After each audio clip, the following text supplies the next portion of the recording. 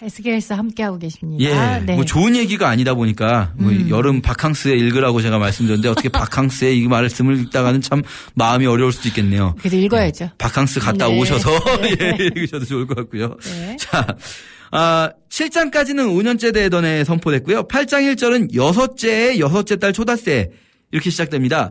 이 1년 이제 몇 달 지난 거잖아요. 앞에서는 5째 해 4월 5일인데 1년 2개월 지났잖아요. 네. 1년 2개월 왜 1년 2개월 동안 지났는가? 1년 2개월 동안 옆으로 돌아 누워 있었던 거예요, 계속. 그러네. 그러다가 이제 1년 2개월 지나서 여섯째 해 여섯째 달 초닷새에 나는 집에 앉았고 아우 드디어 앉았어요. 계속 누워 있다가 얼마나 힘들었을까요? 그리고 유다의 장로들은 내 앞에 앉아 있다. 이렇게 에스겔서를 잘 보시면요. 이게 예레미야 같은 경우는요. 백성들이 예레미야 말을 안 듣고 무시하잖아요. 이사야는 안 듣기만 하고 미친 사람이라고 취급하고 예레미야 같은 경우에는 안 들으면서 막 감옥에 가두고 이러잖아요. 그렇죠. 네. 그런데 에스겔은 달라요. 에스겔을 보면 백성들이 어쨌든 에스겔을 좀 예언자로 인정하고 에스겔의 말씀을 들으러 와요.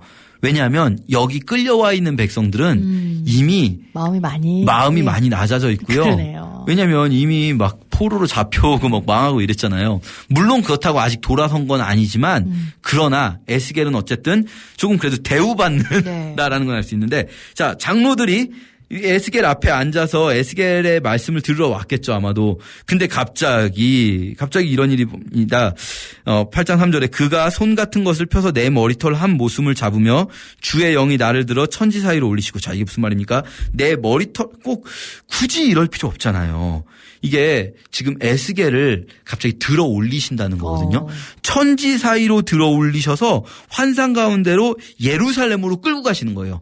지금 에스겔이 바벨론 지역에 포로로 잡혀와 있는데 그 에스겔을 말하자면은 뭐 유체이탈 상상하시면 되는데 상상한다면 이 에스겔의 영을 끌어올려서 예루살렘으로 데리고 가서 지금 예루살렘 성전을 보여주는 거예요. 지금 현 시점의 에스겔과 동시점의 예루살렘 성전을 보여주시는 건데 근데 좋게 데리고 올라가도 되는데 머리털 한 모숨을 잡아서 끌어올렸다는 건 이렇게 우리 표현으로 한다면 머리끄댕이를 잡아당겨서 그러네요.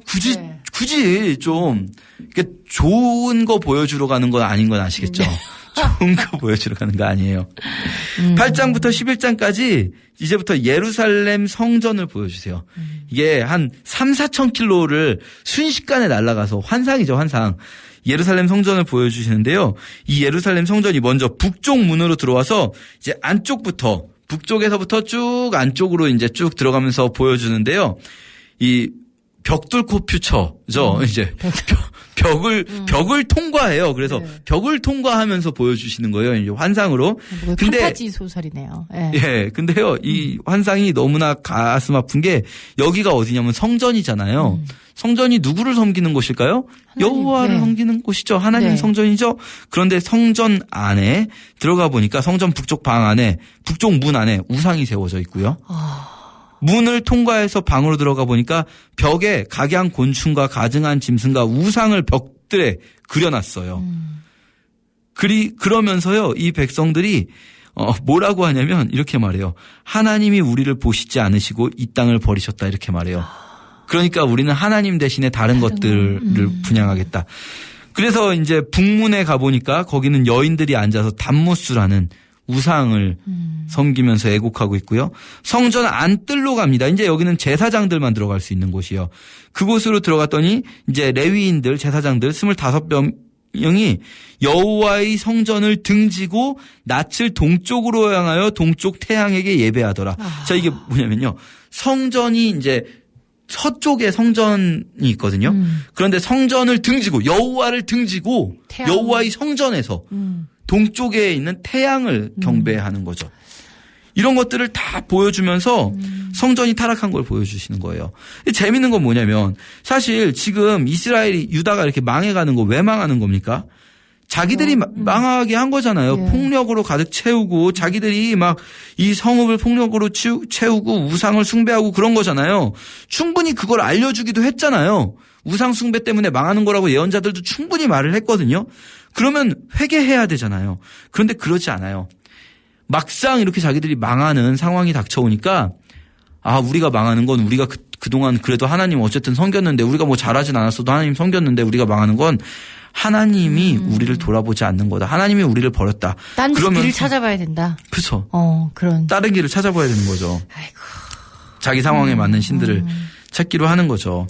이게 우리도요 사실 생각해보면 그럴 수 있어요. 우리에게 어떤 일이 벌어질 때 하나님이 나를 버리셨나 보다라는 생각할 수 있죠. 자, 그래서 9장에서는요 하나님께서 이 성읍을 멸망시켜야겠다. 이 예루살렘을 관할하는 자들의 환상을 보여줍니다. 그래서 이 성읍을 관할하는 영들에게 천사들이죠. 뭐 멸망시켜라 이렇게 하시는데 어디부터 멸망시킬까요? 칼을 들고 성소에서부터 멸망이 시작됩니다. 성소에서부터 멸망이 시작된다는 표현은요, 굉장히 무서운 거예요. 우리로 따진다면 심판은 누구부터 심판받을까요? 교회부터. 교회 다니는 사람들부터 뭐 이런 말씀인 거죠. 너무나 가슴 아프죠? 자, 그러면서요, 10장에서 다시 1장에 봤던 그 그룹 있잖아요. 그 위대한 하나님의 보좌의 환상. 그게 이제 10장, 11장에 다시 나오거든요. 근데 10장에서 그 그룹들의 환상을 보여주면서 어떤 걸 보여주시냐면요. 이걸 여호와의 영광이라고 표현합니다.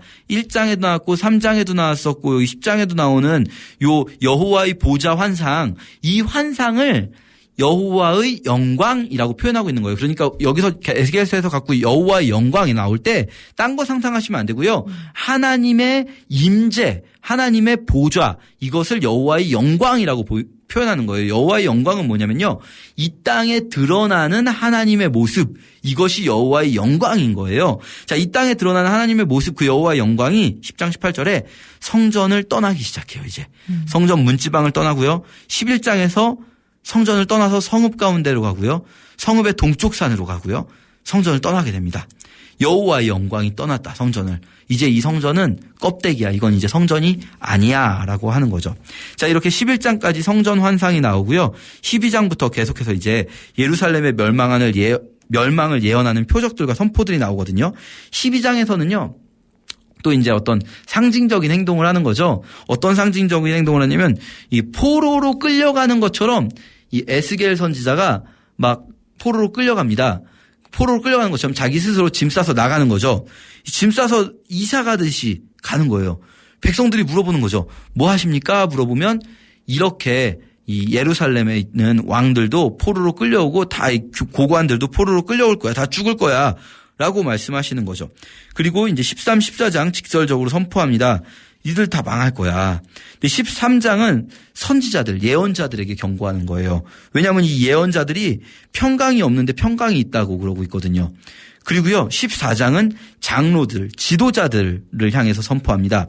그래서 재밌는 건 뭐냐면요. 또 이 14장에서 장로들이 에스겔에게 말씀을 들으러 나온 거예요. 아까도 그랬잖아요. 8장에서도 에스겔의 말씀을 들으러 나왔으니까 어쨌든 그래도 괜찮은 거 아닌가. 선지자에게 말씀을 들으러 나온 건데 그렇게 생각할 수 있는데요. 14장 4절에 이렇게 말씀하세요.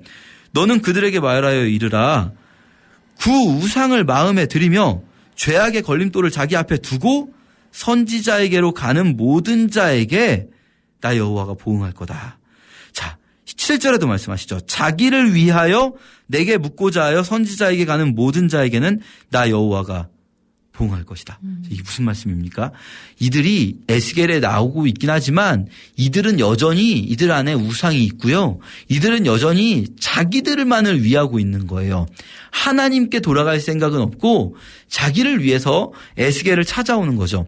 이런 우상을 가진 채로 에스겔을 찾아오는 자들 역시 망할 거라는 거죠. 그러면서요, 반드시 망한다. 이걸 이제 강조하시면서 뭐라고 하냐면 이게 하나님께서 멸망시키기로 작정하셨다면 그 성읍에 노아, 다니엘, 욥 이 세 사람이 있을지라도 그 성읍은 망한다는 거예요. 노아, 다니엘, 욥 이 사람들 뭐냐면 의인의 대표자들인 거죠. 의인의 대표자들 말하자면 이 의인의 대표자들이 거기 있더라도요. 그들은 이제 그들 자신의 목숨만 구하지 성읍은 살릴 수 없다. 이게 우리가 어제 이제 예레미야 말씀드렸을 때 예레미야에서는 의인 하나라도 있으면 살려줄게 이렇게 말씀하셨잖아요. 네. 근데 이제는 아닌 거예요. 이제 에스겔 시대가 좀 더 뒤로 왔는데요. 이제는 의인이 있어도 소용이 없어. 네. 니네 이제 망하는 거야. 라고 말씀하시면서 너무 심하지 않는가? 왜 그렇게까지 파괴하시나라고 생각할 수 있거든요. 그게요. 그 이유가 뭐냐면 이렇게 나와요. 22절에 예루살렘이 멸망해야 22절에 내가 예루살렘에 내린 재앙 곧 그 내린 모든 일에 대하여 너희가 위로를 받을 것이라. 이 예루살렘이 멸망해야 패역한 그 성읍이 멸망해야 위로를 받는 자들이 또 생기는 거예요. 그 패역한 성읍으로 인해 고통받던 자들일 수도 있겠고요. 어쨌든 반드시 멸망은 있을 것이라는 거죠. 그러면서 15장부터 이제 또 비유가 막 시리즈로 나오거든요. 다 주제는 멸망이에요, 멸망. 15장은 이스라엘을 포도나무에 비유하는 포도나무 비유가 있습니다. 포도나무의 특징은 뭘까요? 이거 예수님도 쓰셨는데 포도나무, 다른 나무들하고 포도나무, 이거는요, 여러분 일단 농사를 안 지으시는 분들 포도나무가 뭔지 모르면은 이해가 안 되실 수도 있는데 포도나무 등나무처럼 생겼어요. 그렇죠? 예, 이렇게 그 넝쿨 식물이거든요. 등나무처럼 생겨가지고 포도가 이렇게 주렁주렁 열리는 거예요. 자, 그럼 이 포도나무 특징이 뭐냐면요. 열매 빼면 쓸모가 있을까요? 없을까요? 없네요. 아무짝에도 쓸모가 없어요. 포도나무가 모든 나무보다 나은 것이 무엇이랴. 숲속의 여러 나무 가운데 나은 것이 무엇이랴. 그 나무를 가지고 무엇을 제조할 수 있겠느냐. 그것으로 무슨 그릇을 걸 못이라도 만들 수 있겠느냐. 나은 것이 뭐밖에 없냐면 열매밖에 없거든요. 네. 그런데 열매가 없으면요. 아무짝에 쓸모가 없네요. 아무짝에 쓸모가 없고 딱 하나 있어요. 쓸모가. 땔감. 땔감. 불태워버리겠다. 이스라엘은 포도나무예요. 포도나무는 좋은 거예요. 너무나 아름다운 나무예요. 사실 이스라엘에서 가장 좋아하는 나무 중에 하나 포도나무예요. 왜냐하면 포도가 있으니까요. 네. 가장 맛있는, 고대 이스라엘에서 가질 수 있는 가장 맛있는 것이거든요. 포도가. 그런데 만약에 포도가 나오지 않는다면 태워버리는 것밖에는 쓸모가 없다. 태워버릴 것이다. 그리고 16장은 이스라엘 또 비유하는데 이번엔 간음하는 아내로 또 비유합니다. 네. 아내가 간음하는 거죠. 17장은 독수리 2마리에 의해서 나무가 죽는 비유. 이 교만한 이스라엘. 독수리 2마리 애굽과 바벨론에 의해서 죽을 거다. 그리고 18장에서는요. 이번엔 비유는 아니지만 이게 사실 히브리어로는 다 마샬이라고 그러는데요. 네. 비유도 히브리어 마샬이고 속담도 히브리어 마샬이고 그냥 사람들이 다니면서 하는 말들 그냥 요즘의 풍문 네. 이런 것도 마샬이거든요. 이번에는 비유가 아니라 속담에 대해서 말을 합니다. 이스라엘 백성들이 사실 여기 속담이라고 번역했지만 속담이 아니라 그 시대 사람들이 많이 하던 유행어인 거예요. 네. 유행어가 뭐냐면 아버지가 신포도를 먹었으므로 그 아들의 이가 시다고 하면 어찌 됨이냐. 이게 무슨 말일까요? 아버지가 신포도를 먹어서 아들의 이가 시다. 그들이 뭐라고 말하냐면 이렇게 말한다는 거예요. 우리 조상들의 죄 때문에 우리가 이렇게 당하고 있다. 이제 많이 돌아오긴 돌아왔어요. 네. 이사야 에레미야 때보다. 죄 때문이라는 건 알겠는데 누구의 죄 때문인가? 조상의 죄. 왜냐하면 이사야 때부터 그렇게 회개하라고 했는데 우리 조상이 회개를 하지 않아서 우리가 이 꼴을 당하고 있다. 이 말이 아버지가 신포도를 먹어서 아들의 이가 시다고 말하는 거예요. 아버지가 신포도를 먹었다고 아들의 이가 실까요? 그럴 리가요. 그럴 리가 없죠. 네. 이게 이제 18장에서 말씀하시는 건 뭐냐면 니네들이 문제야. 니네들이 이거죠. 그래서요. 비유로 말씀해 주십니다. 사람이 만일 의로워서 정의와 공의를 행하고 막 잘 행하면 그럼 하나님이 이 사람을 살리시겠죠. 그런데 가령 그가 아들을 낳았다 하자. 그 아들이 이 모든 선은 하나도 행하지 아니하고 이 죄악 중에 이 죄악들을 범한다. 그럼 이 아들 아버지가 의로웠기 때문에 이 아들이 살아날까요? 아니죠. 그렇지 않죠. 네. 그런데 또 14절에 또 가령 그가 또 아들을 낳았다 하자. 이번에는 이제 손자가 되는 거죠. 할아버지는 의로웠는데 아버지는 나쁜 놈이었어요. 자, 근데 그 아들을 낳았는데 그 아들이 또 이번에는 아버지가 행한 모든 죄를 보고 두려워하여 그대로 행하지 않고 다시 이제 제대로 살면 그러면 또 이 아들은 아버지의 죄악 때문에 죽지 않고 자신이 의롭게 행했으니까 사는 거죠. 자, 그래서 범죄하는 영혼이 죽는 거예요. 아들은 그 아버지의 죄악을 담당하지 않고 아버지는 그 아들의 죄악을 담당하지 아니하리니 그러면서 이 말씀의 핵심은 뭡니까? 이 말씀을 하시는 이유는 뭐냐면요. 그래서 니네 죽어 이게 핵심이 아니라 핵심은 악인이 만일 그가 행한 모든 죄에서 돌이켜 떠나면 반드시 살 거다. 그러니까 돌아와라. 23절에 내가 어찌 악인이 죽는 것을 조금인들 기뻐하겠느냐. 그가 돌이켜 그 길에서 떠나 사는 것을 왜 내가 기뻐하지 않겠니. 이스라엘아 돌아와라. 31절에 이스라엘 족속아 너희가 어찌하여 죽고자 하느냐. 하나님의 애타는 심정이죠. 돌아와라. 돌아오면 살려줄게. 돌아와라. 나는 너희가 사는 걸 원해. 제발 좀 돌아와. 아버지 탓 그만하고 조상 탓 그만하고 너희가 지금 돌아와. 그러면 살 거야. 그러면서 19장에도 계속 비유가 이어집니다. 19장의 비유는 이제 사자의 비유에서요. 네. 왕자들의 죽음을 슬픔의 노래로 비유하고요. 19장까지 이제 비유 시리즈가 쭉 이어지고 20장부터 계속 심판의 메시지인데요. 결국 다 죽는다는 거죠. 23장에서는 음행한 두 여인의 비유, 오홀라와 오홀리바. 이 두 여인이 음행했는데 이 두 여인이 이스라엘과 남유다 같은 거죠. 그리고 24장 드디어 유다에 대한 이제 심판의 메시지 마지막 장인데요. 최악의 날이 옵니다. 최악의 날, 아홉째 해 열째 달 열째 날에 여호와의 말씀이 임하여 이르시되 인자야 너는 날짜 곧 오늘의 이름을 기록하라. 바벨론 왕이 오늘 예루살렘에 가까이 왔느니라. 자, 오늘의 날, 이 열째 날 열째 날을 기록하라는 거예요. 왜 그러냐면요. 실제로 이날 이제 바벨론이 예루살렘을 포위하게 되는데 그때 바벨론이 예루살렘을 포위했는데 그날 그 시점에 바벨론에 있는 포로들은 그걸 알고 있을까요? 예루살렘이 포위당했다? 모르죠. 왜냐면 그때는 이제 네. 페이스북이나 이런 SNS가 없어서 네. 뭐 우리 포위당했어요 뭐 이렇게 SNS로 인터넷으로 글을 쓸 수가 없잖아요. 네. 뉴스도 없고 그때는. 그러니까 이게 실시간으로 정보 교류가 안 되거든요. 그러니까 바벨론에 있는 백성들은 여전히 그래도 예루살렘은 망하지 않겠지. 그래도 예루살렘은 살겠지. 우리가 그래도 조금 있으면 예루살렘으로 하나님이 우리를 돌이키겠지라고 믿고 있는 사람들이 있는 거예요. 그런데 오늘 날짜 적어놓는 거예요. 오늘 멸망. 그랬다가 이제 나중에 시간이 지나면 알게 되겠죠. 네. 이 사람들이 오겠죠. 그러면 언제야? 그게 도대체 언제였어? 이날이었어요 하면 백성이 다 알게 되는 거죠. 하나님의 말씀이 맞는 걸.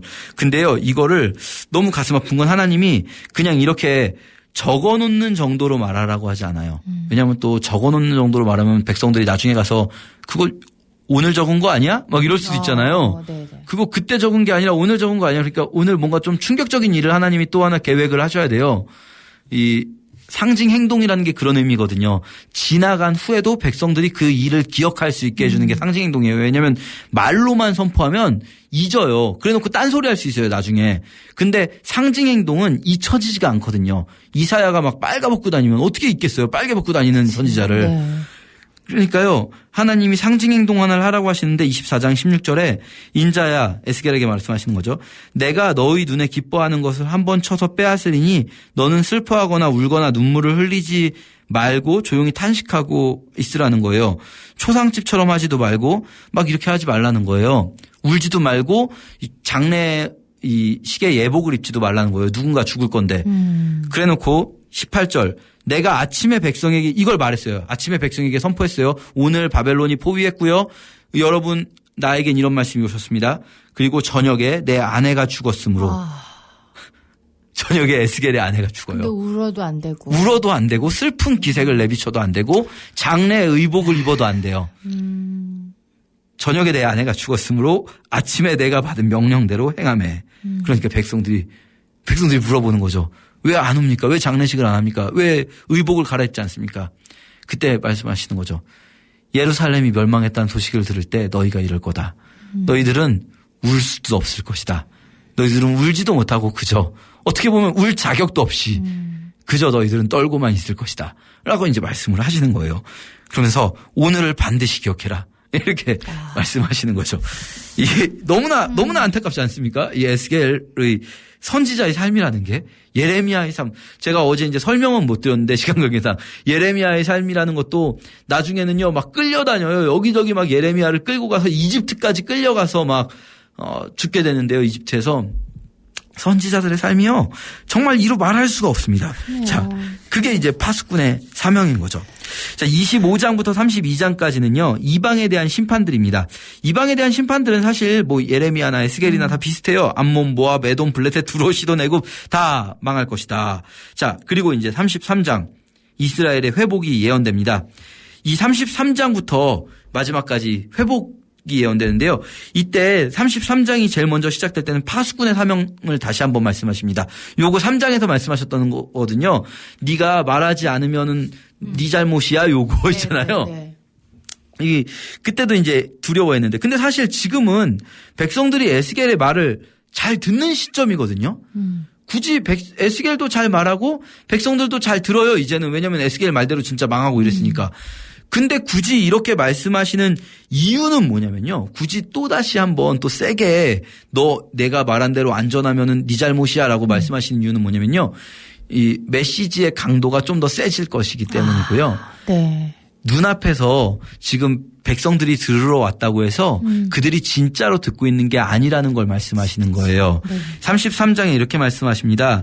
백성이 모이는 것 같이 내게 나오며 모이는 것 같이 너에게 나오며 내 백성처럼 마치 하나님의 내 백성처럼 너의 앞에 앉아서 너의 말을 들으나 그대로 행하지는 않는다는 거예요. 그들이 그 입으로는 사랑을 나타내어도 마음으로는 이익을 따름이라.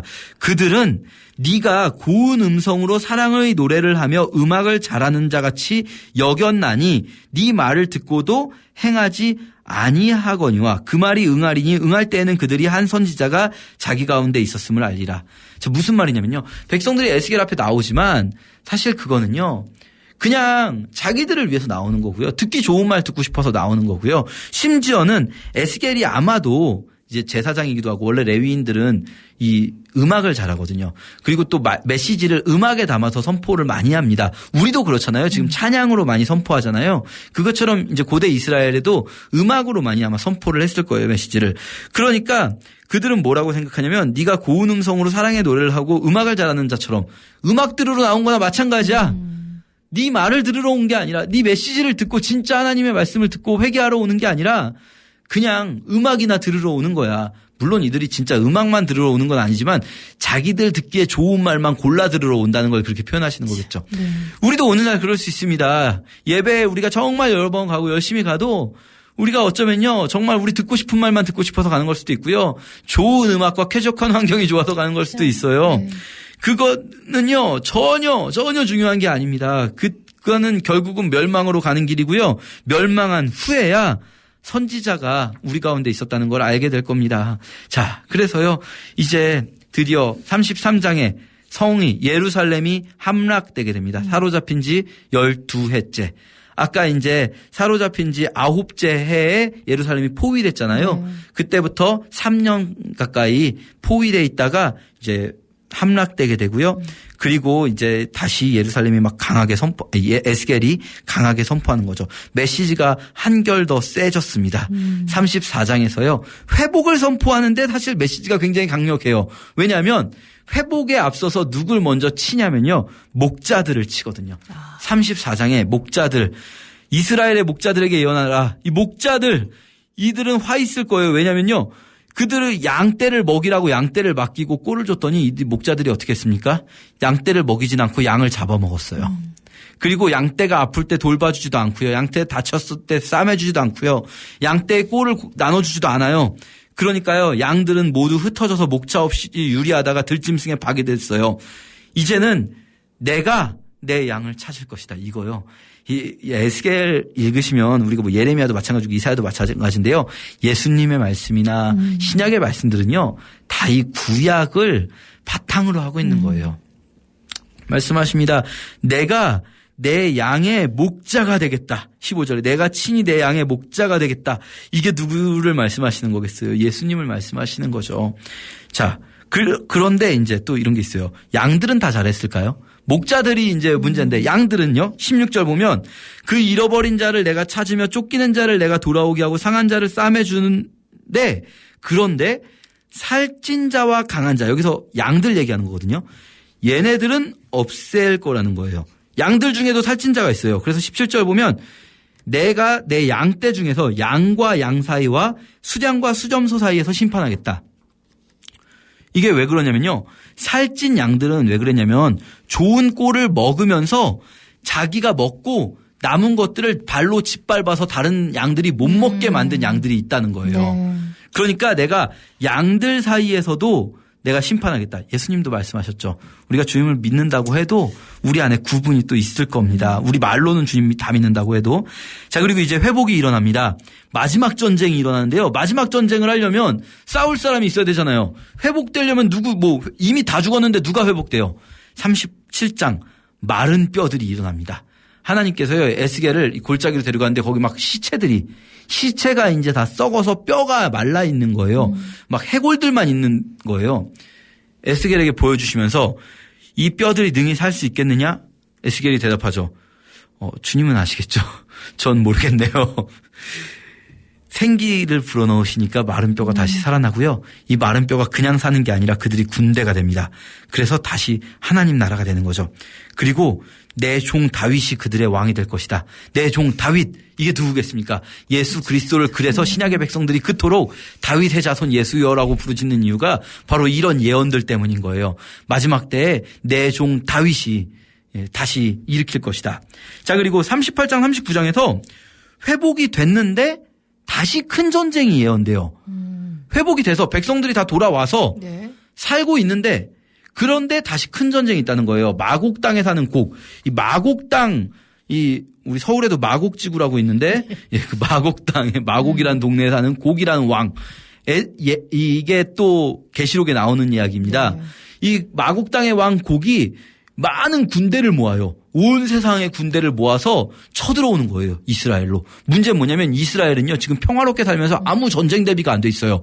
근데 하나님이 그거를 시키시는 거예요. 이스라엘을 치러 오라고, 군대를 모으라고, 마곡의 왕 곡에게. 왜 그럴까요? 막 거의 온 세상이 막 이스라엘을 치러 와요. 38장 16절에 구름이 땅을 덮은 같이 내 백성 이스라엘을 치러 오는 거예요. 왜 이런 일이 벌어지냐면요. 갑자기 이스라엘은 아무 대비가 없는데 하나님이 싸우시기 시작해요. 그래서 하나님이 그들을 다 물리쳐버려요. 막 갑자기 막 지진으로 불로 막 엄청나게. 이건 계시록에서도 마찬가지입니다. 이 성벽도 없는 성읍이 하나님이 성벽이 되어주셔서 물리치신다. 이렇게 계시록에 나오거든요. 네. 그러면서 이렇게 싸움을 하는 이유는 이거예요. 너로 말미암아, 이 쳐들어오는 애들로 말미암아 이방 사람의 눈앞에서 거룩함을, 하나님이 이스라엘을 지키시는 분이라는 것을 이스라엘에게도 확실히 알려주시고 이방도, 모든 세상이 하나님이 살아계시고 이스라엘 지키신다는 걸 보여주기 위한 마지막 전쟁인 거예요. 마지막 전쟁의 의미는 우리 계시록에서 또 마지막 전쟁 이야기할 텐데요. 자, 그리고 이 마지막 전쟁 후에 40장부터 엄청난 환상을 보여줍니다. 40장부터 48장까지 마지막으로 성전, 예배, 그리고 땅. 이 40장부터 새로운 성전의 모습이 막 자세히 나오고요. 그리고 새로운 예배, 그리고 새로운 땅의 이야기가 막 나오는데요. 이 새로운 땅, 그 궁극의 환상 속의 마지막에는 뭐가 있냐면 아까 처음 말씀드렸듯이 하나님이 우리 삶의 터전 가운데, 하나님이 그냥 성전에만 갇혀 계신 하나님이 아니라 우리가 있는 모든 곳에, 우리가 일하고 돈 벌고 먹는 곳에, 그곳에 하나님이 계시는 여호와 삼마의 환상을 보여주시면서 에스겔서 마무리됩니다. 네. 이렇게 에스겔 함께 읽도록 하겠습니다. 네. 자, 지금 다음 주부터 7주간 여러분들 읽으실 분량이 예레미야 애가, 그리고 에스겔까지 읽으시고, 그렇습니다. 저희 9월부터 이제 다니엘서로 들어가는 그렇습니다. 거죠. 예. 목사님은 9월에 뵐 수 있어요. 예, 여러분. 제가 좀 오랫동안 여러분 못 뵀는데요. 네. 제 마음 속에 소원이 한 가지 있다면, 네. 바캉스는 정말 행복하게 다녀오시고, 너무 또 바캉스를 행복을 즐기는 걸 죄책감 갖지 마세요. 내가 성경 읽어야 되는데 그러지 마시고, 우리 네. 전도사 할 때 배웠잖아요. 네. 하나님이 누리게 하시는 걸 충분히 누리시되, 네. 그러나 또 7주 내내 바캉스 다녀오시지 않는 그럼요. 테니까 네. 성경을 또 틈틈이 꼭 읽어주셨으면 좋겠습니다. 네, 우리 정도 목사님은 선선한 가을바람이 불 때 예. 그때 뵙도록 하고, 저는 다음 주에, 저는 내일 오네요. 자, 예. 내일 와서 다시 뵙도록 하겠습니다. 정말 오늘 우리가 이틀 동안 성경 말씀 배우면서 그게 그때 이야기가 아니라 오늘 우리의 이야기라는 생각을 참 많이 했거든요. 예. 하나님됨을 인정하고, 정말 그것이 종교행위가 아니라 우리 안에 그럼요. 정말 정의와 공의를 행하는 예. 참된 그리스도인으로 살아갈 때 하나님은 그때 진짜 우리 하나님 되심을 오늘 우리가 고백하는 우리 모두가 됐으면 좋겠습니다. 아멘. 자, 목사님 가을에 뵐게요. 가을에 뵙겠습니다. 고맙습니다.